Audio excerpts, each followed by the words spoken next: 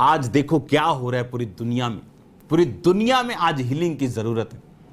Expose हुए हैं लोग जिनको आप हीरो समझते थे, वो उनको डिप्रेशन है, कईयों को डरे हुए हैं वो, क्योंकि असल जो हीरो हैं वो नहीं, परमेश्वर के लोग हैं, आप लोग हैं जो पवित्र आत्मा से भरे हुए हैं, जो एक दूसरे के लिए प्रार्थनाएं कर रहे हैं। आप रियल हीरो और हीरोइंस। उस रात क्या हुआ था कि परमेश्वर ने कहा था तुम में से सब अपने अपने घराने के अनुसार एक मेमना लेके रखो और उसको आंतड़ियों समेत खाओ, उसका कोई भी हड्डी मत तोड़ो, उसको उसके लहू को अपने दरवाजों के आसपास और ऊपर लगा के रखो। जिस घर पे लहू लगा होगा मौत वहां एंटर नहीं करेगी।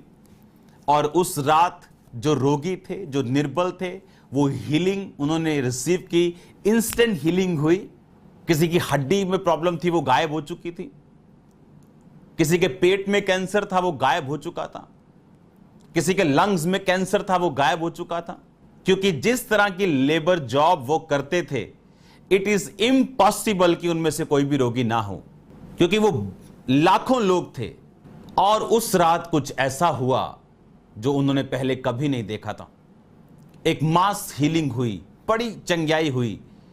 और बाइबल कहती जब वो उनको निकाल ले आया, उनमें से कोई भी निर्बल ना था, क्योंकि परमेश्वर ये जानते थे कि इस कैंसर के रोगी को अपने कंधों पे उठा के चलना और लगातार चलना इनके लिए मुश्किल होगा, इनके लिए पॉसिबल नहीं मेरी राहों पे चलना अगर ये बीमार होंगे तो। और इसीलिए परमेश्वर ने उनको उस मेमने को खाने के लिए बोला, और जितनों ने उसे खाया बाइबल कहती वो हील हुए और उनके घराने बचाए गए। अगर हम एक वचन ही बाइबल का अच्छी तरह से जब मेडिटेट करते हैं और समझते हैं, उसकी पावर जो उसके बिहाइंड है, उसके पीछे है, वो मेडिटेशन से, प्रेयर से, ध्यान खुदावंद के वर्ड पे लगाने से हम उस वचन की ताकत को फिर समझते हैं। हालेलुया। एक वचन जब हम पढ़ते, पहला इतिहास उसका 13 बाब जब हम पढ़ते हैं तो उसमें लिखा, 2-3 आयत से मैं पढ़ूंगा। और हम अपने परमेश्वर के संदूक को अपने यहां ले आए। इसमें जब परमेश्वर का संदूक गिरने लगा तो एक व्यक्ति ने उसे गिरने से बचाया, पर उसको आशीष मिलने की बजाय परमेश्वर ने, बाइबल कहती, उसे मार दिया। कारण क्या था? 15 इतिहास उसकी 13 आयत में दाऊद कहता है, क्योंकि पिछली बार तुमने उसको ना उठाया था, इस कारण हमारा परमेश्वर यहोवा हम पर टूट पड़ा, क्योंकि हम उसकी खोज में नियम के अनुसार ना लगे थे। अब जब दाऊद ने उस संदूक को उठाया तो उसने एक नई गाड़ी में, बैलों की गाड़ी में उसको लेके ठाट बाट से वो लेके चला, जबकि उसको ये नहीं मालूम था कि ये परमेश्वर का हुक्म है कि जब तुम संदूक को उठाओ तो उसे डंडों के सहारे उठाओ और याजक लोग उसे उठाएं और कोई भी ना उठाए। जिसकी ड्यूटी ये नहीं थी, और हाथ लगाया बाइबल कहती, और वो मर गया। और दाऊद अप्रसन्न हुआ और उसने उस संदूक को एबोदेम के घर में छोड़ दिया। और बाइबल कहती परमेश्वर ने उसके सब घराने पर आशीष दी। एक संदूक जो किसी के मरने का कारण ठहरा, वही वाचा का संदूक एक व्यक्ति के ब्लेस्ड होने का कारण ठहरा। एक वाचा के संदूक ने जिसको मार दिया, उसी वाचा के संदूक ने जब वो उसके घर पे गया, इमेजिन करो, अब जिस दिन वाचा का संदूक उसके घर में गया होगा, उस दिन अगर उसके 10 एकड़ जमीन थी तो वो 12 एकड़ नहीं हो गई, वो 10 एकड़ ही रही। अगर उसका 10 मरले में घर था, उसका 15 मरले में नहीं हो गया, वो 10 में ही रहा। अगर उसके 4 बच्चे थे, वो 4 ही रहे, 6 नहीं हो गए। लेकिन लिखा यहोवा ने उसको आशीष दी। उन्हीं 10 एकड़ों से 20 एकड़ की फसल आई होगी। उन्हीं बच्चों ने उनको अधिक खुश और आनंदित रखा होगा। उसी घर से, उसी बिजनेस से अधिक ब्लेसिंग उनको मिली होगी। डिलीवरेंस हो गई, दुश्मन दूर रहने लगे और शर्मिंदा रहने, इस तरह की ब्लेसिंग्स उसके घर पे आई। और दाऊद ने देखा कि ऐसा कैसे हो सकता है कि एक संदूक जिसने एक को मार दिया और वो दूसरे के जीवन में आशीषित है। तो बाइबल कहती जब उसने खोज पड़ताल की, उसने कहा जब हमने उसको उठाया तो हम, उसकी खोज में हम नियम अनुसार नहीं लगे थे और याजकों ने, तुमने उसे नहीं उठाया था। मैंने उसे गाड़ी में, हाँ शौक की है नई गाड़ी में, जैसे आज हम बोले नहीं यहोवा का संदूक हम मर्सिडीज में लेके आएंगे, जबकि परमेश्वर कहता कि तुम उसे पैदल लेके आओगे और पास्टर लोग उसे उठाएंगे। तो कोई ये नहीं कह सकता कि नहीं मैं यहोवा के संदूक को रॉयल्स गड्डी में लेके आऊंगा, मैं इसको लिमोजिन में लेके आऊंगा। उसने कहा हम उसकी खोज में नियम के अनुसार नहीं लगे थे और इसीलिए हम वचन का फायदा नहीं उठा सके, बल्कि हमको नुकसान हुआ। उसमें लिखा, हे मेरे पुत्र मेरे वचन ध्यान करके सुन और अपना कान मेरी बातों पर लगा, इनको अपनी आंखों की ओट ना होने दे वरन अपने मन में धारण कर, क्योंकि जिनको वे प्राप्त होती हैं वे उनके जीवित रहने का और उनके सारे शरीर के चंगे रहने का कारण होती। उसने कहा मेरे वचन को ध्यान दे के सुन। उसने कहा अपना कान मेरी बातों पे लगा, अपनी आंखों से इन्हें दूर ना होने दे, अपने मन में इन्हें धारण कर। अपनी आंखों से इन्हें दूर ना होने दे, अपने मन में इन्हें धारण कर। यानी जो वचन तूने सुना उस पे खड़ा रहे, उस पे अड़ा रहे, अपने मन में धारण कर। तुझे मालूम है कि ये काम मैंने नहीं करना, तुझे मालूम है व्यभिचार नहीं करना, तुझे मालूम है चोरी नहीं करना, तुझे मालूम है ये काम गलत है, लेकिन फिर भी जानते हुए उस काम को करने का मतलब ये है कि आपने उसको मन में धारण नहीं किया। लिखा उसको अपनी आंखों से ओट ना होने दे, दूर ना होने दे, अपना फोकस उस पे लगा। ये जिसको प्राप्त होते हैं उनके जीवित रहने का, बल्कि उनके सारे शरीर के चंगे रहने का, यानी हीलिंग का कारण होते हैं। ये हमारी लाइफ में डिलीवरेंस को लेके आता है, आपको हील करता है फिजिकली, हील करता है मेंटली, हील करता है फाइनेंशियली, हील करता है आपको इमोशनली। जब आप वर्ड को अपनी आंखों से इधर या उधर नहीं होने देते और अपने मन में से धारण करते हैं और फैसला करते हैं आप इस पे खड़े रहेंगे, अड़े रहेंगे और आप इससे टस से मस नहीं होंगे। मन में धारण करने का मतलब यह होता है जैसे किसी ने युद्ध के वस्त्र धारण किए हो और वो लड़ रहा हो, ऐसे धारण, वचन को धारण करना कि वो आपने वचन के जो आपने मन में धारण कर लिया उसे गढ़ बना लिया और आप उससे हिलेंगे नहीं, तो आपकी बॉडी, बाइबल कहती है, हीलिंग को रिसीव करेगी। आज देखो क्या हो रहा है पूरी दुनिया में, पूरी दुनिया में आज हीलिंग की जरूरत है। एक्सपोज हुए हैं लोग जिनको आप हीरो समझते थे, वो उनको डिप्रेशन है, कईयों को डरे हुए हैं वो, क्योंकि असल जो हीरो हैं वो नहीं, परमेश्वर के लोग हैं, आप लोग हैं जो पवित्र आत्मा से भरे हुए हैं, जो एक दूसरे के लिए प्रार्थनाएं कर रहे हैं, आप रियल हीरो और हीरोइंस। आपको ये बात समझनी, जब वर्ड आप धारण कर लेंगे।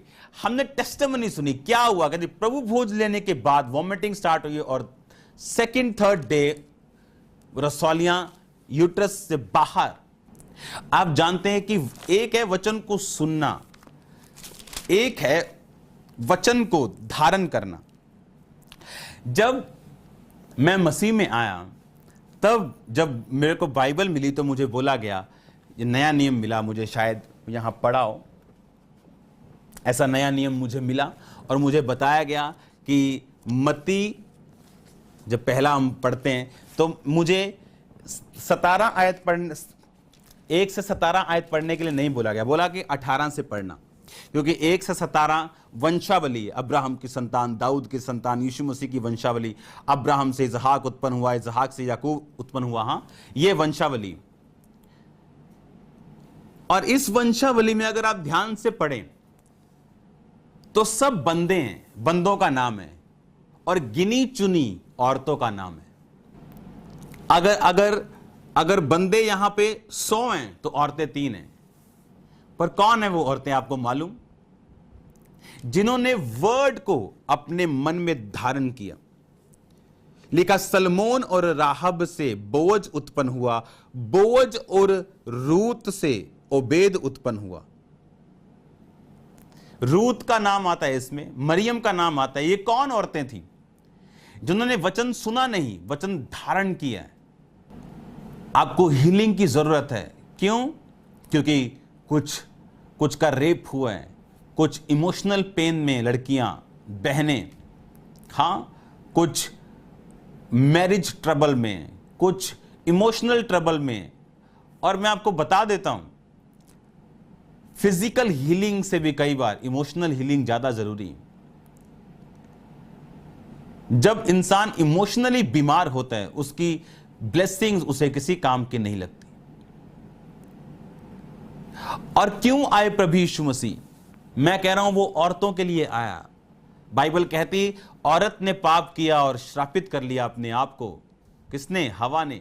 और लिखा इसीलिए उस औरत की डिसग्रेस को खत्म करने के लिए परमेश्वर ने मरियम को चुना।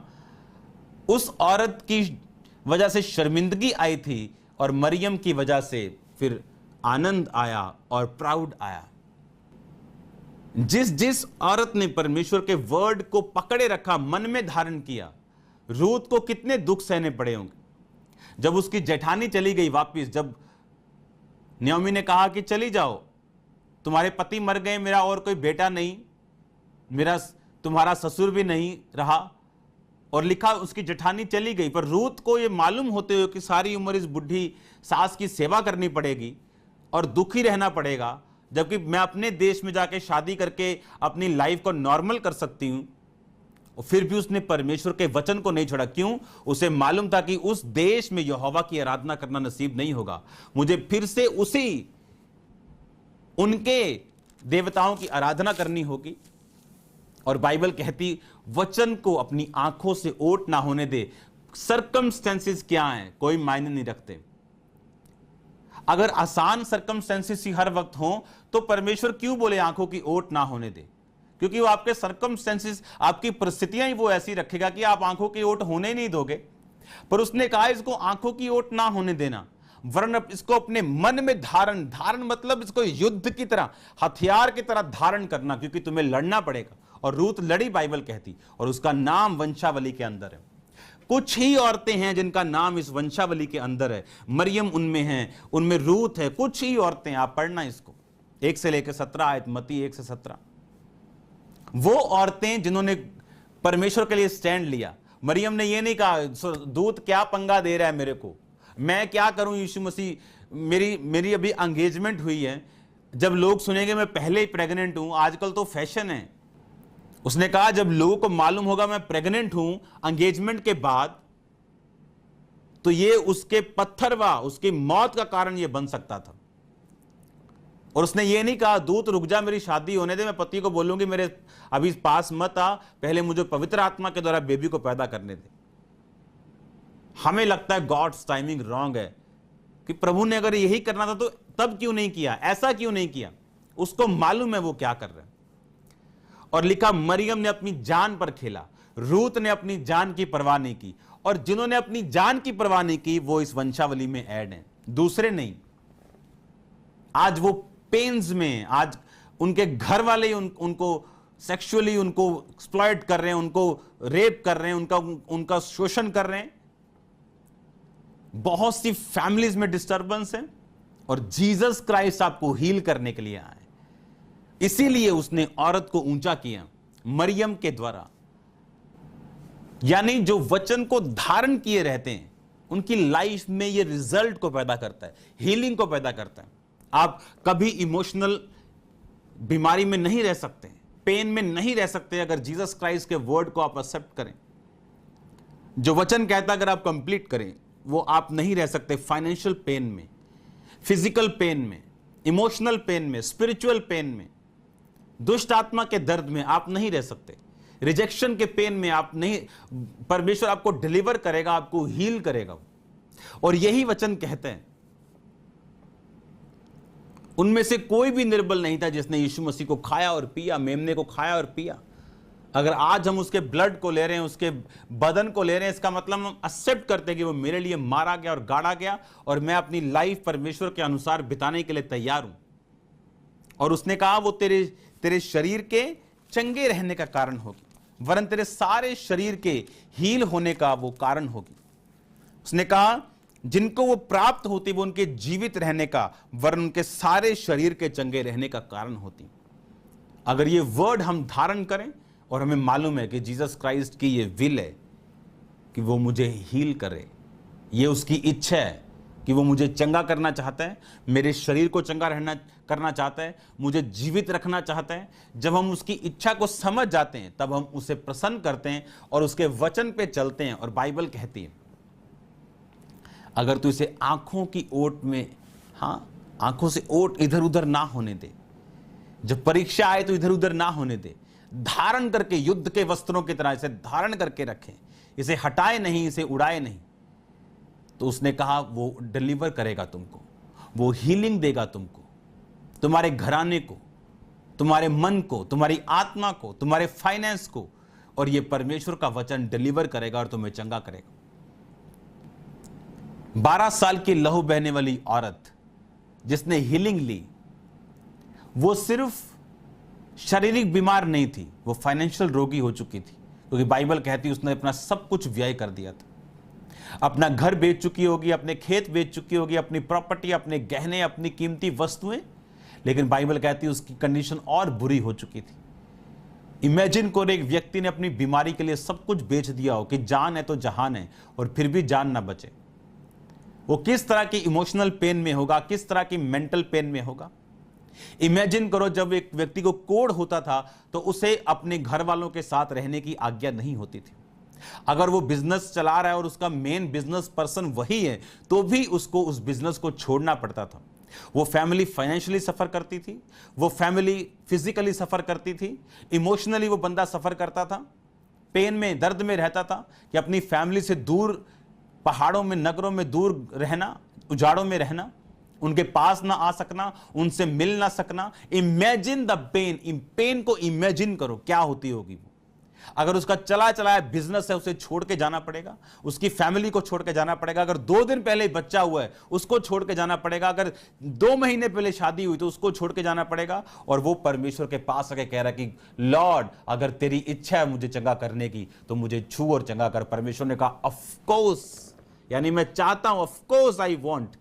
और वर्ड को एक्सेप्ट करें और गलत संगति से और गलत चीजों से दूर हो जाएं, तो बाइबल कहती तेरी फिजिकल हीलिंग होगी, तेरी मेंटल हीलिंग होगी, तेरी फाइनेंशियल हीलिंग होगी। हमने टेस्टिमनीज को सुना पिछले हफ्तों में, किस तरह से परमेश्वर ने आर्मी मैन को आजाद किया, किस तरह से परमेश्वर लोगों को फ्री कर रहा है फाइनेंशियली, जो उनका गुम गया बीमारियों के कारण, दुष्ट आत्माओं के कारण। और ये परमेश्वर की इच्छा, ऑफ कोर्स आई वांट, कि क्यों नहीं, मैं ये चाहता हूं तू हील हो जाए। और बाइबल कहती है उसका कोढ़ जाता रहा। सिर्फ शारीरिक हीलिंग नहीं होगी, उसके बाद घर में गया होगा, अपनी फैमिली से मिला होगा, इमोशनल हीलिंग हुई होगी, फाइनेंस में हीलिंग हुई होगी, हर तरह की हीलिंग, सोशल हीलिंग हुई होगी, मेंटल हीलिंग हुई होगी, हर तरह की हीलिंग उसकी लाइफ में एंटर हुई। आज जब ये ब्लड आप ले रहे हैं, आज जब ये शरीर आप परमेश्वर का खाएंगे, ये आपके शरीर को नहीं, आपके मन को, आपके मानसिक, आपके फिजिकल, आपके फाइनेंशियल, आपके स्पिरिचुअल, हर तरह की हीलिंग और डिलीवरेंस को आपके शरीर में, आपके जीवन में ये देने वाला है। आप तैयार हैं? यीशु मसीह की इच्छा को आप समझ चुके हैं कि वो चाहता है मैं हील हूं, नहीं तो वो वचन में ना कहता वो तुम्हारे शरीर के चंगे रहने का कारण होती। सिर्फ कहता अगर तू वर्ड को समझे और उन्हें ग्रहण करे, इमोशनल तरीके से ना चले, जिस तरह दाऊद चला और बाद में सोचता था ये क्या हो गया। पर उसने जब देखा कि ये वचन जो किसी के मरने का कारण बना, दूसरे के आशीष का कारण बना, इसलिए मुझ में कोई कमी होगी, जो ये वचन मेरी जिंदगी में अब तक काम नहीं किया, तो आप परमेश्वर को इतनी महिमा नहीं देंगे। पर जब आपको ये मालूम होता है कि आपने ईयर्स लगा लिए, सालों लगा लिए, ये काम पॉसिबल नहीं, और जब आप परमेश्वर की खोज में लग जाएं, अपनी जिंदगी से कमियों को दूर करें। इसी नीति वचन में हम इसको अगली मीटिंग में पढ़ेंगे, लेकिन मैं थोड़ा सा आपको पढ़ता हूं। इसमें लिखा, अपनी दृष्टि में बुद्धिमान ना होना, यहोवा का भय मानना, बुराई से अलग रहना। नीति वचन 3 उसकी 7 उसकी 8 में लिखा, ऐसा करने से तेरा शरीर भला चंगा और तेरी हड्डियां पुष्ट रहेंगी। वर्ड कहता वो हमें चंगा करना चाहता है, वचन कहता हमारी हड्डियां पुष्ट रहेंगी, वचन कहता वो तुम्हारे रसकुंडों से नया दाक मधु उमड़ता रहेगा, वचन कहता तुम फाइनेंशियली ब्लेस होगे, वचन कहता तुम फिजिकली ब्लेस होगे, वचन कहता तुम मानसिक रीति से ब्लेस होंगे, तो तुम लेटोगे तुम्हें चैन की नींद आएगी, इसका मतलब तुम पीस में होंगे। वचन कहता है तुम आत्मिक रीति से आजाद होंगे। मनुष्य का पुत्र वो आजाद है जिसे मनुष्य का पुत्र, जिसे परमेश्वर का बेटा यीशु मसीह आजाद करे। वो आपको सब तरह की हीलिंग और डिलीवरेंस देना चाहता है। ये गॉड की मास्टर विल है, ये प्लान है उसका। मत रखो दिमाग में शैतानी बात की वो मुझे चंगा करना चाहता है या नहीं, वो मुझे डिलीवरेंस देना चाहता है या नहीं। कौन परमेश्वर चाहता है, कौन बाप चाहता है उसका बेटा दुष्ट आत्मा के नीचे रहे, उसकी बेटी रहे। परमेश्वर चाहता है, लेकिन हमें यह खोजना है कि कहां पे कमी। पीस में रहना, शांति में रहना, प्रार्थना में रहना, हमें वर्ड को फॉलो करना, मन में धारण करना, आंखों से ओट नहीं होने देना, और उसने कहा कि वो तेरे शरीर के भले चंगे रहने का, तुम्हारे सारे शरीर के चंगे रहने का, तुम्हारे जीवित रहने का वो कारण होगी। उस वचन को पढ़ेंगे 4 के 20 से 22।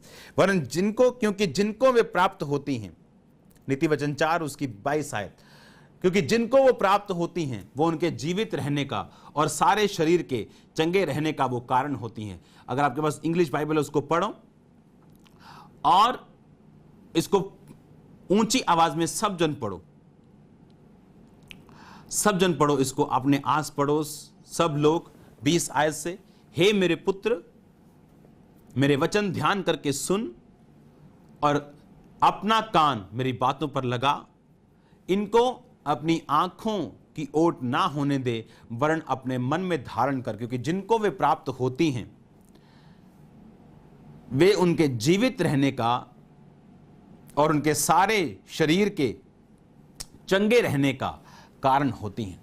हालेलुया। कहता आंखों की ओट नहीं होने देना, धारण करना इसको। जिन लेडीज ने वचन धारण किए हैं वो वंशावलियों में अपने नाम लिखा के बैठी, ब्लड लाइन के साथ जुड़ गई। ऐसी हजारों औरतें जिन्होंने इमोशनल पेन्स को देखा है, लेकिन जीसस क्राइस्ट में आने के बाद, वर्ड को एक्सेप्ट करने के बाद, ऐसी प्रचारक है जिनके अपने घराने ने उनको रेप किया और उन्होंने उसी घराने को बैप्टाइज्ड किया। ऐसे भी हैं। वो आपकी पेन्स को, इमोशनल हो, फिजिकल हो, मेंटली हो, किसी भी तरह की हो, वो शारीरिक हो, वो फाइनेंशियल हो, वो आपको हील करना चाहता है। बाइबल कहती of course I want you heal, मैं ऑफ कोर्स ये चाहता हूं तुम चंगे हो जाओ, तुम आजाद हो जाओ। वचन को इधर उधर मत होने देना, इसको धारण करना। आज कुछ औरतों को मालूम है कि उनका हस्बैंड 2 नंबर की कमाई लेके आ रहा है, पर वो खा रही हैं घपाघप, फटाफट खा रही हैं, और बाद में खुदावंद को बोलेंगी प्रभु तू मुझे हील क्यों नहीं करता। क्योंकि जब वचन आंखों की ओट हो जाएगा और यह धारण नहीं होगा तो वर्ड पूरा नहीं होगा। और दाऊद अप्रसन्न हुआ कि क्यों मेरा बंदा मर गया। उसे बाद में मालूम हुआ कि मैंने गलत किया। दाऊद एक्साइटेड था, खुश था और परमेश्वर के साथ सही था। इसका मतलब यह नहीं कि वो वचन से कुछ बाहर चले तो परमेश्वर उसका साथ देगा। वो वचन से नहीं हटता, वो वचन से बाहर आकर आपको आशीष नहीं देता। अगर वचन से बाहर कोई आशीष आए वो टेम्परेरी है, परमानेंट नहीं। वो आपको हील देखना चाहते हैं, वो आपको डिलीवर देखना चाहते हैं, शर्मिंदगियों से आजाद देखना चाहता है। जस्ट बिलीव और उस वर्ड को एक्टिवेट करो अपनी लाइफ में। प्रार्थना में रहते हुए, शांति में रहते हुए उस वचन को अंगीकार करो, एक्टिवेट करो उस वाचा को। हालेलुया। अगर हम देखें पौलुस की लाइफ में से जितनी कलीसियाएं स्थापित हुई, बाइबल कहती जो लोग उसके साथ पार्टनर्स थे, उसके साथ जुड़े हुए थे, सेम ब्लेसिंग्स उनकी लाइफ में एंटर की। एक दिन मैं एक मीटिंग को देख रहा हूं, क्योंकि जब 2004 में मैं परमेश्वर में आया तो आप जो वचन आराम से हिंदी में सुन रहे हैं, इस वचन को सुनने के लिए डीप वर्ड को हमें सर्च करना पड़ता था और इंग्लिश में प्रचारकों से सुनना पड़ता था कि हम कैसे परमेश्वर में बढ़ें। और एक मीटिंग को देखते देखते होली स्पिरिट ने कहा इस मिनिस्ट्री के साथ इसमें पार्टनर बनना, इसमें बोना, क्योंकि वो हीलिंग मिनिस्ट्री थी। और जब तुम हीलिंग मिनिस्ट्री के साथ, उसकी ग्रेस के साथ जुड़ जाओगे, सिर्फ शब्दों से नहीं कर्मों से, सेम ग्रेस को मैंने अपनी लाइफ पे फील किया, उस हीलिंग को, उस वाचा को। जो लोग मानते हैं, जो हीलिंग को मानते हैं, उनके विजन के साथ जुड़ना भी हीलिंग को लेके आता है। वर्ड पे खड़े रहना हीलिंग को लेके आता है। पाप से दूर रहना हीलिंग को लेके आता है। और कौन सी हीलिंग? फिजिकल, मेंटल, स्पिरिचुअल, हर तरह की चंगाई को परमेश्वर देना चाहता है। आप तैयार हैं उस हीलिंग को लेने के लिए? क्योंकि लगातार हम प्रभु भोज लेंगे अगले संडे तक, और अगली भी ट्यूसडे मीटिंग नहीं होगी जब तक ये हीलिंग मीटिंग्स, डिलीवरेंस मीटिंग चलेंगी। और आपको ये बात समझनी कि वर्ड में हीलिंग है। जब वर्ड पे आप खड़े हो जाएंगे, आपको वर्ड समझ आ जाएगा, आप उसको पर्सनली ले लेंगे। हमें नहीं मालूम क्या हो रहा है दुनिया में, लेकिन उसके कोड़े खाने से मैं चंगा हो चुका। तो वो तुझे बहेलिये के जाल से और महामारी से बचाएगा। मैं नहीं जानता क्या उस महामारी का नाम है, लेकिन उस महामारी में और अकाल में मैं हंसमुख रहूंगा, मैं ये जानता हूं। और ये हंसमुख, ये फेक वाला हंसमुख नहीं होगा, ये रियल वाला होगा। नाम हंसमुख और अंदर से कटे और फटे हुए, ये परमेश्वर के लोगों में नहीं चलता। हालेलुया। वो आपको रियल लाफ्टर देगा, क्योंकि आप उसके वर्ड को समझ चुके हैं कि आप इस बाहरी वातावरण से फ्री हैं। इसहाक ने उस जमीन में बोया और 100 गुना फल लाया, जबकि दरारें पड़ चुकी थी जमीन में और लोग मर रहे थे। हम अलग हैं लोगों से। लोगों की लाइफ में क्या हो रहा है कोई मायने नहीं, हम परमेश्वर के साथ कैसे हैं ये मायने रखता है। हम उसके वाचा को पर्सनली ले रहे हैं, अपने पर्सनल लाइफ में एक्सेप्ट करने के ये वचन मेरे लिए, और इसका अंगीकार करना, इस वचन को प्रेयर पॉइंट बना के प्रार्थना करना, पाप से दूर रहना, हीलिंग फ्लो में, जिस मिनिस्ट्री में परमेश्वर आपको लेके जा रहा है वहां बोना, बहुत सी चीजें आपकी लाइफ में एक वातावरण को बना के रखती जो हीलिंग और डिलीवरेंस में आपकी हेल्प करता है।